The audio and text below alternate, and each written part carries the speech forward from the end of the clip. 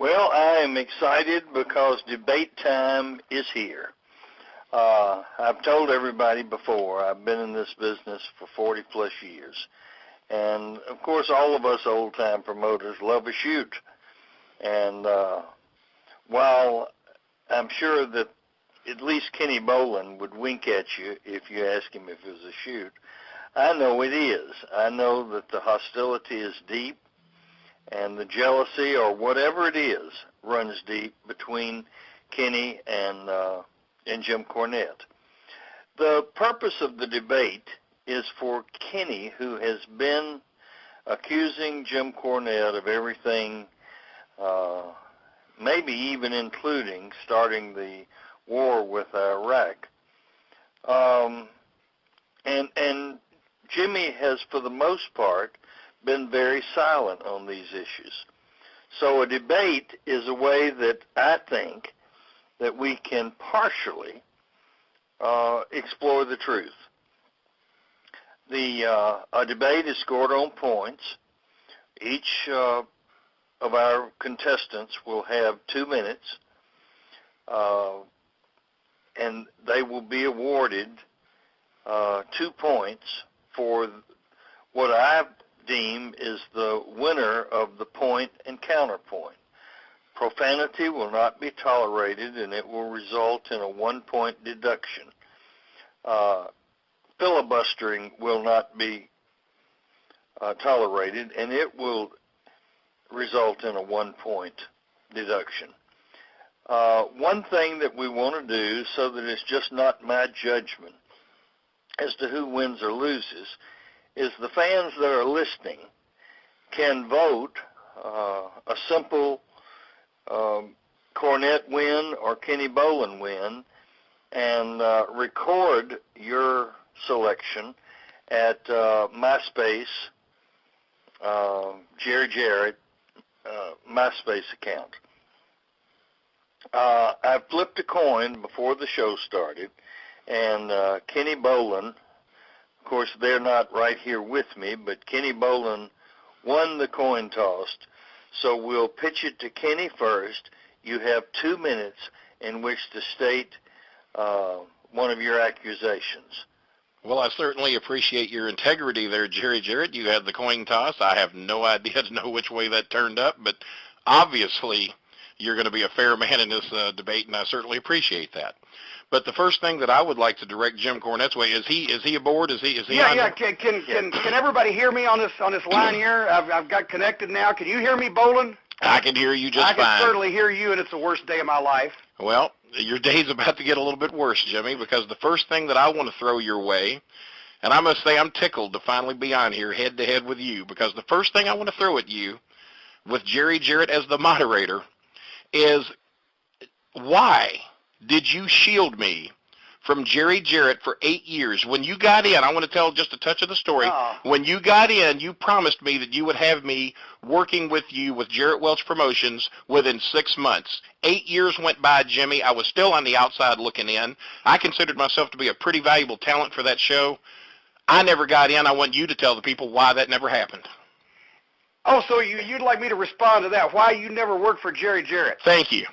Well, I'll tell you, first of all, the reason I'm on here today, and thank you, Mr. Jarrett, for being the moderator, because the reason why that I'm on here today is to refute and rebunk and totally deny all the allegations that you've made, the slanderous comments you've made about me and about everything that I've ever done in professional wrestling over this Who's Slamming Who program. And I'll start with that because that seems to be the thing that's stuck in your craw, Kenny, the most. Mm-hmm. Here's the problem. The problem is when I started working for Jerry Jarrett, the god of wrestling, the guy that we both looked up to when we were young people and wanted to get in wrestling, when I first started working for Jerry Jarrett, I was nobody. And I told you that. I don't have any pull, Kenny. I would tell you time after time when you'd come to me like you always did, your entire life leeching off of me or trying to climb your way to the top on my coattails. Kenny, I don't have any pull. I just got started. But you in your own head, you being an egotistical maniac, all you could hear was the assumptive close like you used to use when you sold me that cheap cookware where the handles fell off after 6 weeks. you made the assumptive close, it's just going to be a matter of time. Jimmy will get me in because I'm so great. The problem was I didn't have the pull, Kenny. I didn't have the authority. I was just starting myself, and I was telling you that, but you wouldn't listen because you're an egomaniac. And I've made excuses for you for years, and a lot of other people have too, but that's the problem. You're an egomaniac, and you wouldn't listen. May I respond to that? That's my response. That concludes segment 1, and it has been noted with a score. Jimmy, your point, and then Kenny, you can counterpoint next. Thank you. I would certainly like to counterpoint because that is not what you told me, Jimmy. Oh. When I called you on a payphone, because I didn't even have the money to have a real phone back then, as you got your way into the wrestling business, I asked you, I said, Jimmy, you said that you and I would go together and have our interview with Jerry Jarrett. We would sit down together. We would go as a team. You were going to be my manager, remember? I was going to be the wrestler. You were going to be the manager, and we would go together. Well, all of a sudden, that meeting came to be, and you ended up going by yourself. I didn't know anything about the meeting, and when I called you on the payphone, you said, oh, Kenny, I got great news. I got fantastic news. I had the meeting with Jerry Jarrett. Well, Jimmy, why wasn't I part of that meeting? Well, Kenny, it wasn't the right time for both of us to go. There's no way that I could really get both of us in. So what I'm going to do, Kenny, is I'm going to get in first, and I'm going to pave the road. That's exactly what you said. I'm going to pave the road, and within 6 months, Kenny, I will have you in with us, and we're going to be the hottest thing in professional wrestling. That's exactly what you told me, so there already you have lied. You've lied right to Jerry Jarrett, and you lied to the people, because I remember to a word what you told me on that payphone at the corner at 117 East Main Street in LaGrange, Kentucky. Well, you know why you were in that payphone? You were in that payphone hiding from all the rest of the people on Main Street in LaGrange that you owed money to, because even then you were nothing but a scrounge. And I'm telling you, Kenny, and I'm not gonna engage in a urination contest with a skunk. And that's exactly what you are, because I told you, you were hearing these things in your own deluded mind. I was just trying to get a career started in professional wrestling as it was, and I didn't have room to be pulling every friend of mine in the business with me. You didn't have every other friend. You had me. I was your best friend. I worked at Kroger. You calling me a bum and a scoundrel. I worked at Kroger. I had real jobs. You lived off your mother. You never had a real job a day in your life, and you're calling me a scoundrel? You got a lot of damn nerve. I'll tell you what, we ought to call the Kroger company and see if they've got a record of anybody named Kenny Bolin ever working for them. You may have showed up, you may have taken their money, you may have eaten free off of them, you may have loaded your pockets when you left, but you didn't do any work for them. Like, I remember you bragging about it.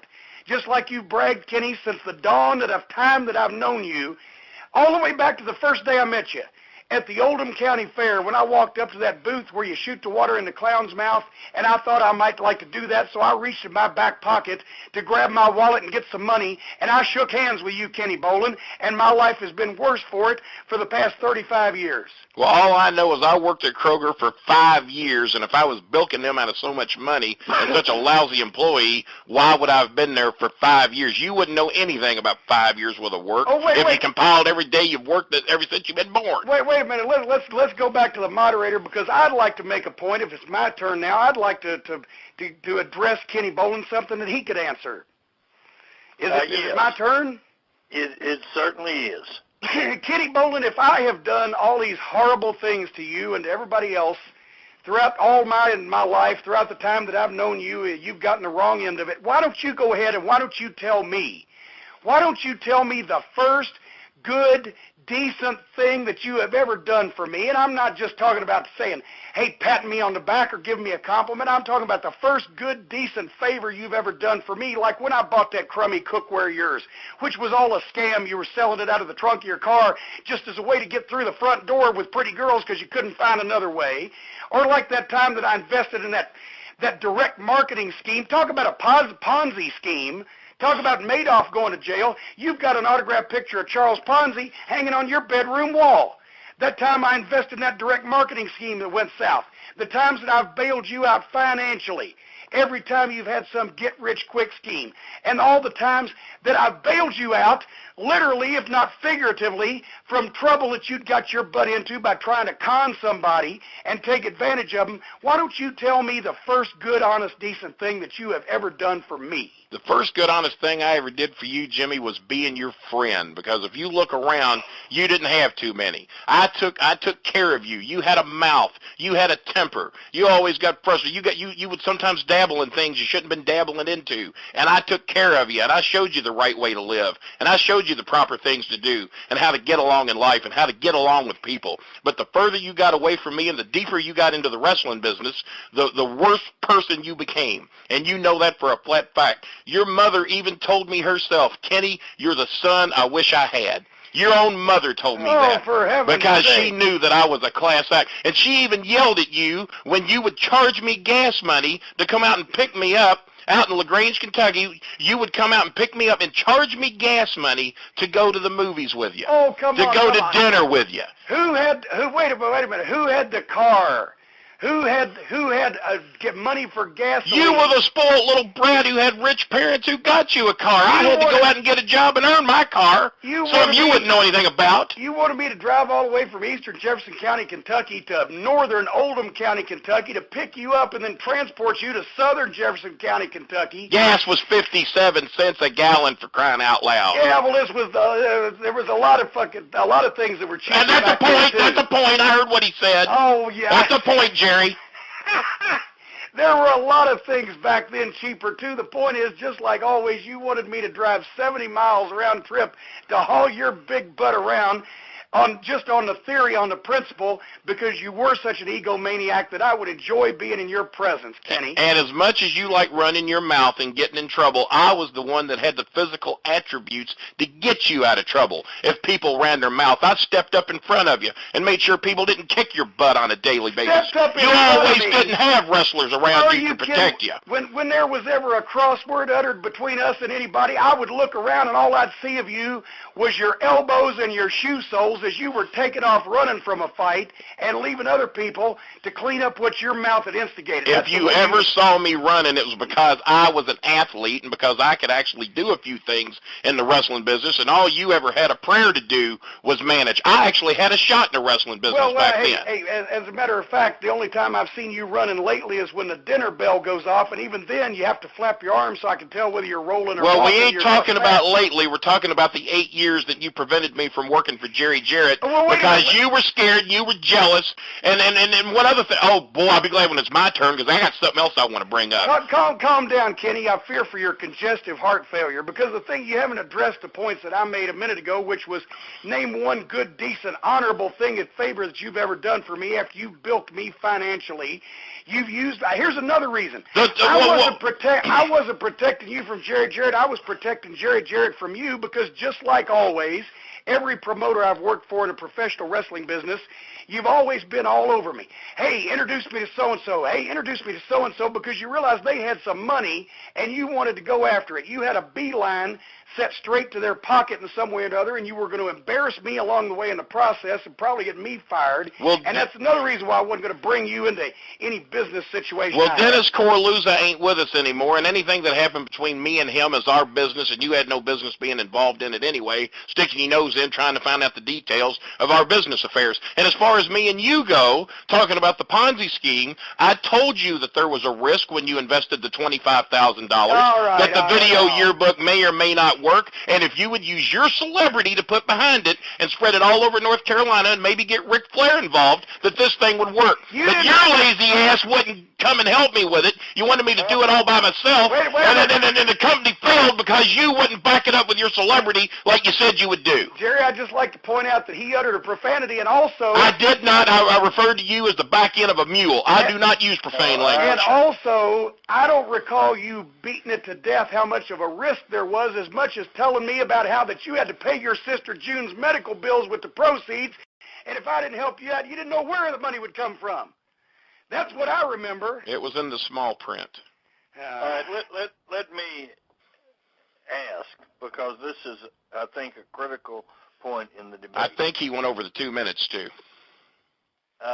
Well, we both. We're being a little lax on the time. So, Kenny, am I hearing this right, that you admit that Jim Cornette invested $25,000 in one of your deals. $25,000 into the video yearbook. And you lost it. I mean, I'm just Well, no, wait a minute. Go ahead and tell the man. He asked you a question, Kenny. Go ahead and tell him not even the fact that you lost the money.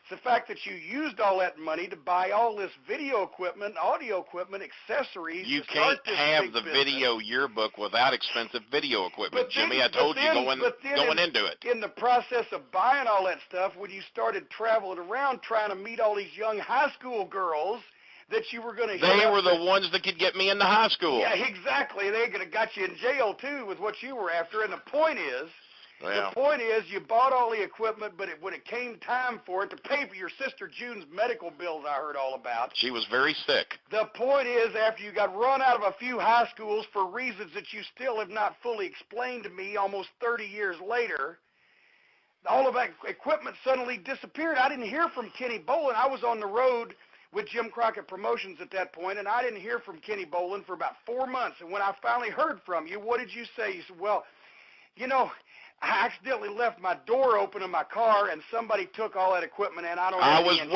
I was robbed, and I was doing a tour trying to find some schools down in Dallas, Texas, where you used to live.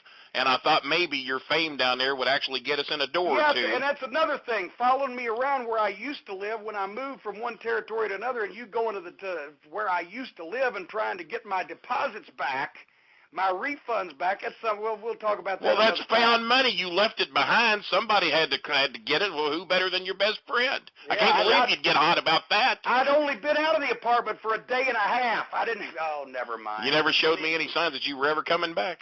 Kenny, this is a critical point. Did you file a police report when the equipment was stolen? Well, not exactly. I called my insurance company, though. That's all. Well, wait a minute. Let's talk about your insurance company. How many different I'd rather not talk about the insurance companies. How many different insurance companies have you done business with in the past, let's say, 5 years? 7. And how many of those insurance companies today still would like to see you walk through the door as a paying customer?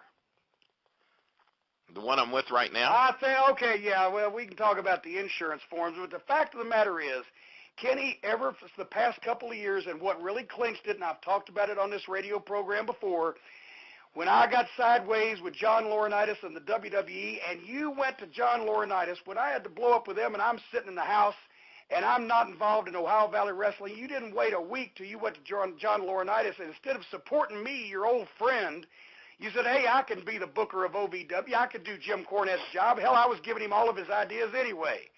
And of course, I guess you're going to deny that. Laurinaitis, of course I'm going to deny it. Laurinaitis knew enough. He doesn't know much about the wrestling business, but he knew enough to know that he shouldn't have listened to Kenny Bolin, and he didn't take you at your word, and he sent you packing off the phone. Just because, as a matter of fact, I tried to get you the job with the WWF, Kenny. 10 years ago, tried to get you a job with the WWF, and what happened? I had them interested, but when they talked to you and found out they were going to have to send you 2 first-class plane tickets, both of them just for you, on every trip you went on, and you wanted your son, Chris, to fly coast to coast and border to border with you while you were on the road because you couldn't be carrying your own bag. I needed a personal assistant, so why hire some bum or have somebody in the WWE, somebody that I don't know anything about, when I could have family, something you don't know anything about. You've never spawned a child. You're too lazy. I've got a child. I've got somebody I've had to raise and take care of, somebody I've had to pay bills for, somebody I've had to put through school, put through college, put clothes on their back, something you don't know anything about. The only thing you've ever put on your back is your own clothes. And then your mother and your father's estate paid for most of that, if not all of it. If it wasn't for Gabrielle, your ex-wife, he wouldn't have seen a day of school unless you want to talk about reform school. And secondly, you wanted a stooge to carry your bags from place to place. You're calling my son, your godson, a stooge. That's your godson, and you just stood here on worldwide radio and called him a stooge because the poor thing wanted to help his daddy out. Yeah, and he's got 7 godfathers. You named all 7 of the people you thought you could get a check out of his godfather on the day he was born. No, that's wrong. Dennis Corluza was his goduncle. Dennis Condrey was his step-godfather. You were the godfather. You had the highest title of all of them. We don't need to get into the other ones, but those were the ones of importance. And Bobby Eaton was god brother. With the birth announcements, you sent self-addressed stamped envelopes and asking for checks or money orders only. We got a college fund to build for, son. I couldn't do all that by myself. You guys were roaming around the country as millionaires. I finally You, realized. Bobby, Stan, Dennis, the whole bunch of you were roaming the country as millionaires. You knew I was struggling from week to week just to get by. You didn't help me like you said you would with the video yearbook with your worldwide fame. So that went crashing. That was going to be my way to be able to make some money around here, and at least through the wrestling business in some way, having your fame to back up the video yearbook, and you let that drop because you're too lazy to go out and stick your head in a couple of stools and help me out a little bit. What about we could have cleaned up in North Carolina if you'd have put out 50 cents worth of damn effort. What about when you got questioned down in East Tennessee on working the Kroger double your money back meat guarantee? There's no need to be bringing that up here. That ain't got anything to do with me and you in the debate. I don't recall you ever having the cash in double your money back meat return policies on pork loins just so you could pay your rent. You gave That's my embarrassing. name. You gave That's my embarrassing. name. Don't even bring that up. I had to do that to make a living. You gave my name to the manager when he was questioning you. Kenny, Yes. let's let him answer. The issue on the table is about the grocery store. Please state that again, Jimmy, and let him answer it. I Well, can't you believe see, you're letting him harp on a number this. of years ago, Oh, God. the Kroger company made a drastic error in their marketing plan. Can we change the name of the store? When This they- is all alleged. A grocery store made a drastic error in their marketing plan when they announced a double your money back meat guarantee for a certain type of meat that was both expensive and also easily returnable. I won't go into all the details because I'm not sure. No questions asked was the terms of the policy. No questions Don't interrupt. Let him. The point is, Right. that Kenny Bolin was actually selling franchises for parts of the southeastern United States, including one to his own mother, Ma Bolin, informing people how to work the double your money back meat guarantee to where he was making over $1,000 a week profit. And when he was stopped in one of the stores and questioned, they asked him what his name was. He told them, Jim Cornette, I'm a big wrestling star. And then he bolted out of the door, and they rescinded the double your money back meat guarantee, much too late for their accountant's books. But at the same time, he brought my name into it. I had federal investigators from the Southeastern District calling me on the phone, wanting to know what I knew about a man that, Bolin, I wish I could cuss right now. All right. May I respond? Now, Kenny, please respond and protect your integrity. His name did come up during the interrogation, but I never once said that I was Jim Cornette, wrestling star. I said I am a friend of Jim Cornette, the wrestling star. And how Jimmy thinks that I was trying to pose as him to get out of serving some penitentiary time, I have no idea. The only thing I was doing, Jerry, is that I was taking advantage of a policy that I felt was within my rights to do so. Yes, it was a little in the gray area, but what it was, I would buy a $99 pork loin, and I would cut it in half, and I would take half of it back to one Kroger with the receipt and get double my money back plus the 8 3/4% sales tax, which you're quite familiar with in Tennessee. I would take the other half with the label to another Kroger and get double my money back on that. So now I've made $440 or so. And then I would cut from the middle to feed my poor family who didn't even have food to eat because of Jimmy screwing up the video yearbook thing. I had to do something in order to feed my family. So you were saying you were pushed into a life of crime of an innocent victim of circumstance, all because I would not give you more money to replace the stuff you bought with the money that I gave you. Thank God you've at least Kenny, admitted that here hold today. Hold up a minute. Yes. In the heat of this, I want to be sure that you understand that you are destroying your reputation. That you would be in a meat scam. He was a meat scammer, is what he was. Are we missing something here, Kenny? I don't think at all that it was a meat scam because the policy clearly said, Jerry, if you are unhappy with our meat for any reason, please return it for a double your money back refund. Well, the thing is, Jerry, I don't like pork loins. But I thought that they were so confident in the quality of their pork loins that if I tried enough of them, that I would find some that I liked. But unfortunately, I never did. You see, here's the problem. He can justify, Jerry. He can justify in that own convoluted brain of his, in that own head of his, he can justify any of his actions. I did exactly what the policy said. No matter how outrageous, no matter how illegal, no matter how immoral, no matter how indefensible, he can justify his actions because down deep, Kenny Bolin is a narcissistic egomaniac. He's a con man and a shyster, and he has just look at. For example, the whole family. I'm talking about the whole Bolin family. Now, Bolin, so now you got to drag family into it. Well, you've been on here. You talked about how you tried to slip my wife the tongue. Welcome back to part 2.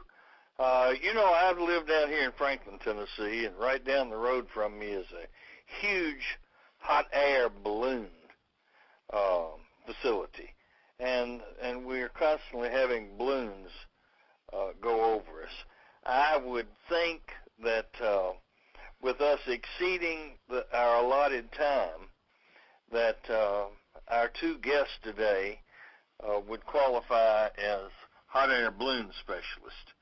But anyway, we're back, and what we want to do is I want to give each person time for summation, and state your point and state your case in the event that you think any area has either not been gone into or needs clarification.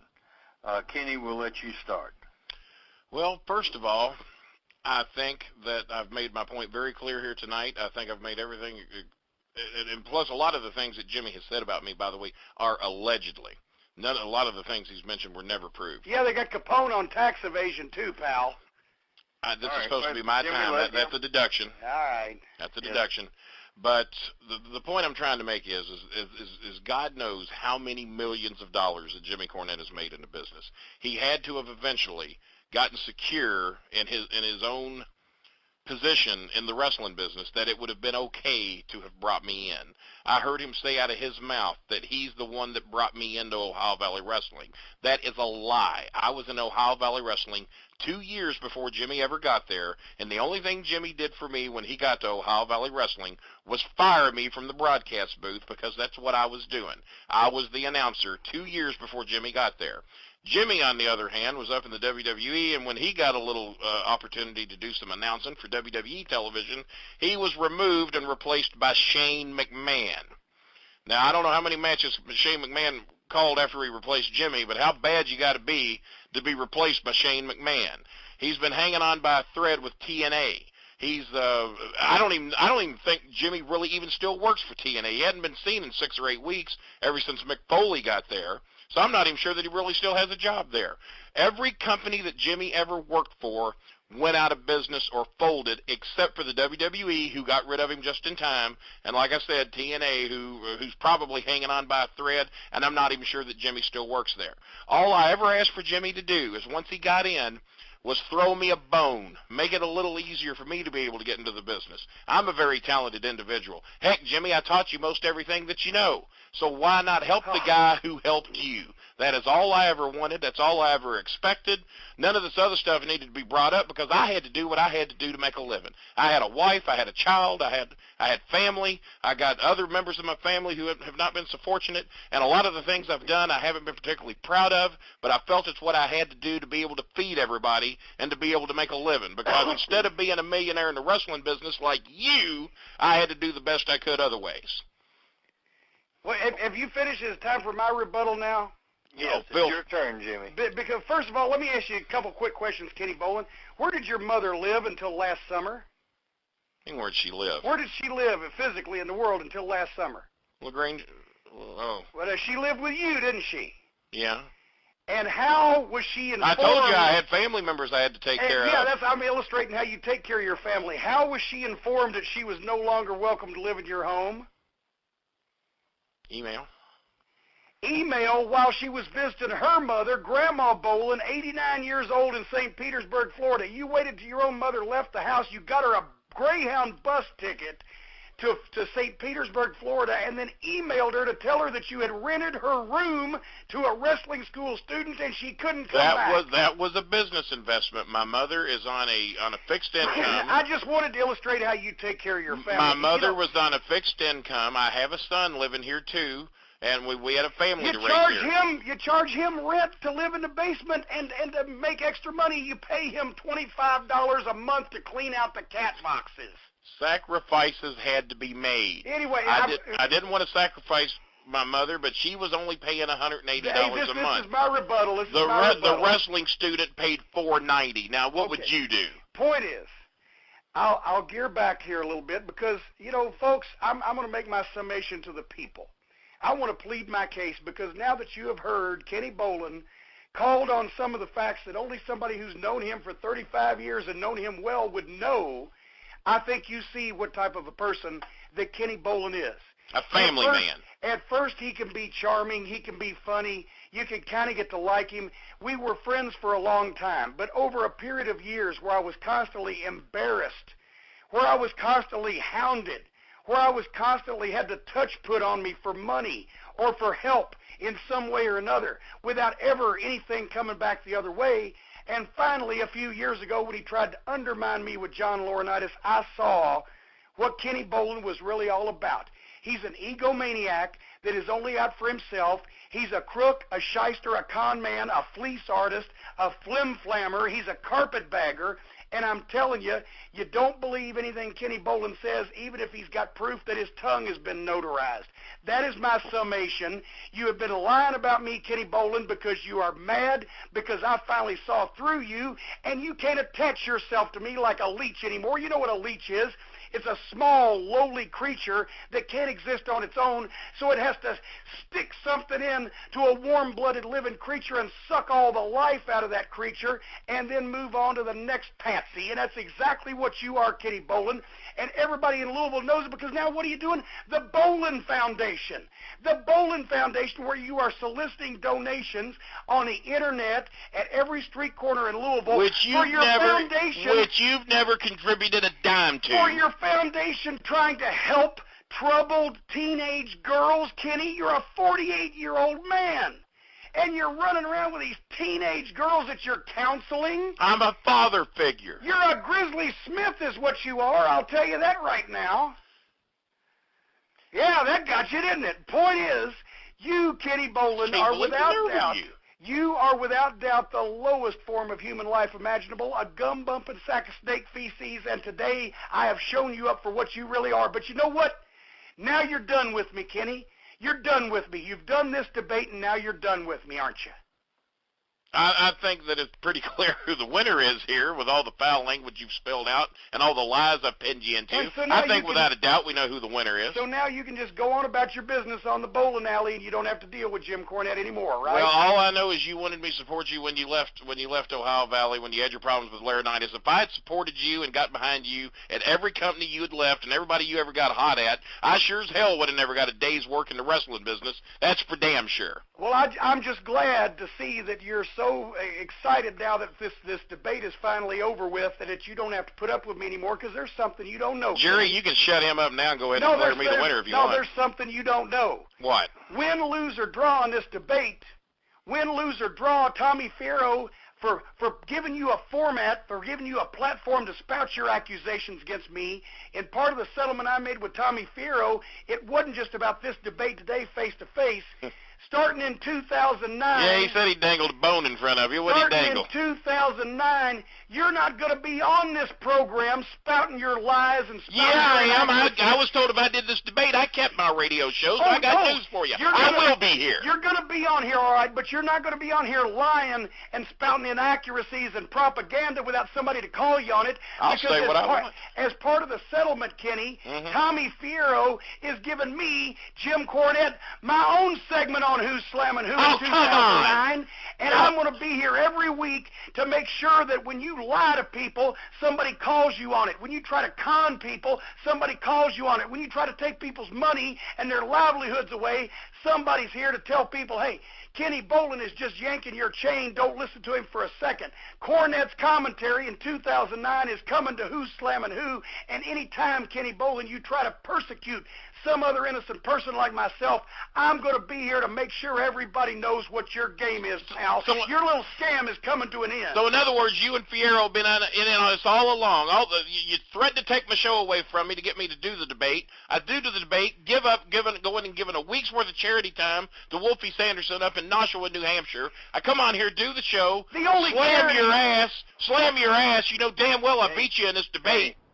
The only charity that you That is ever the biggest contributed crock to, of bullshit y'all have ever pulled on me in your life. -2, Kenny. and there's -2, the only charity you ever The contributed to in debate your was life. over. You can't penalize me when the debate's over. The only Wait a charity minute. you ever contributed to in your life is when you gave that money to that halfway house for girls that wouldn't go all the way. That's the only charitable event you've ever accomplished. People are going to start believing that. I wish you wouldn't say that, because that is slander right there. Hey, That is slander. let's wrap this up. Let me remind the fans that you can vote on the winner of this debate.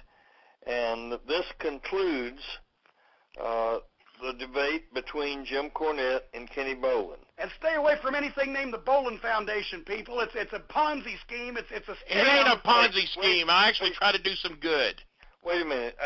Let me say one thing. Kenny, I've kept score, and I'll announce it after the fans. But I think that this debate has done damage to your reputation. How possibly could you see I that? think, Kenny, that you need to spend time in the Bolin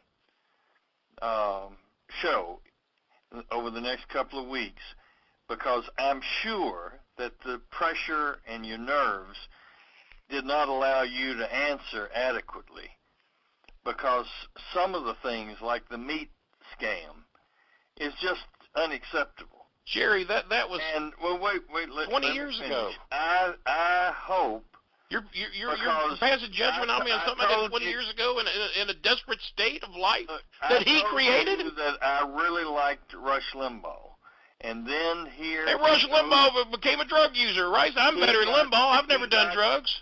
He got in trouble with his drugs. I've never done drugs. Meat scam, to me, is worse. Oh, come on, Jerry. Yeah. See there? Come on. I'm saying this honestly, and I hope that you will spend the next couple of days, a couple of segments, rehabilitating your image, because it's really, really suffered some blows. Well, this Now, here's the disappoints other me, because I thought you were going to come on and be a neutral neutral judge in this. I'm And it's neutral, something I Kenny. did 20 years ago to try and feed my family. Rush Limbaugh wasn't trying to feed his family. He was trying to shove some pills down his throat to get high. Let me tell you, here's what Hey, Bolin, you know what? The easiest way for you to feed your family would be for you to close your mouth and stop eating once in a while. There'd be plenty of food for everybody. Bite my ass. Let's keep it professional. We don't have to start name calling. But at any rate, with that said, let me make one further suggestion. The wrestling promoter in me would love to see you guys. I don't know if you'd call it a wrestling match, but I'd like to see y'all in a scuffle or a fight, because I can tell you that both of you, your feelings run deep, and you really don't like each other. What about it, Kenny? What about that suggestion? We live in the same town, unfortunately, Louisville, Kentucky. I'll be glad to meet you someplace, anywhere, and we can have a look, because you couldn't whip half of me if the other half of you was helping you. Jerry, let me tell you one other dose of the God's honest truth. When we were kids. Wait, here's the point. The OVW is right there in Louisville, and they have a ring, and they have facilities. And I think that you could really settle this, because at the end of the debate you can say, oh, I didn't lose. Either one of you can say that. But if you got in the ring, I think that it would be really a lot of fun. And I enjoy Rush Limbaugh's show. I would really enjoy the Cornette Bolin show. Well, let me tell you why Jimmy probably doesn't want to do this. He might say I'm ready to do it right now. I'm ready to do it right now, Kenny. When we were kids, every time you and I ever had a dispute, Jimmy, we must have had 100 real, whatever you want to call them, fights. Not wrestling matches, fights. You never won a damn one of them, and I can assure you, if you ever, no, I ain't in the best of health these days, Jimmy. No, I do have congestive heart failure. I do have 140 pounds of water on my lungs and in my body. Oh. I guarantee you that ain't enough to prevent me from kicking your butt all over the ring. And if you got even half an inkling of showing up at any arena, Davis Arena, anywhere, and fighting me, Jimmy, it ain't going to change anything than the way it was when we were kids. You're going to get your butt kicked. So and I'll clean that up for Jerry. I'll clean that up for Jerry. Are you both agreeing to this? Because I'd love to talk to Tommy about who's slamming who, promoting and sponsoring. I think we should talk about that. I think we should talk about that very sincerely because, Kenny, this ain't 30 years ago, and this ain't 300 pounds ago. And the thing that I'd be afraid of is that you would fall on me and crush me. Well, you better be afraid of that because if we get in the ring and I get my hands on you, I am going to fall on you and I am going to crush you. And while I got you down, I'm going to pound your skull in until you finally admit you should shut your mouth and maybe should have been a little more supportive to me over the years. If you threw 3 punches at me, your tongue would loll out like a long red necktie. 3's all it'd take. And the first 3 rows would pass out from oxygen deprivation because you'd be sucking 3 punches on you's all I'll need. I won't need anything else. Well, yeah. You better pray, and you can't hurt me. You can't hurt me. This love fest between Kenny Bolin and Jim Cornette. Hopefully, it isn't the last of it. Thank you very much for joining me.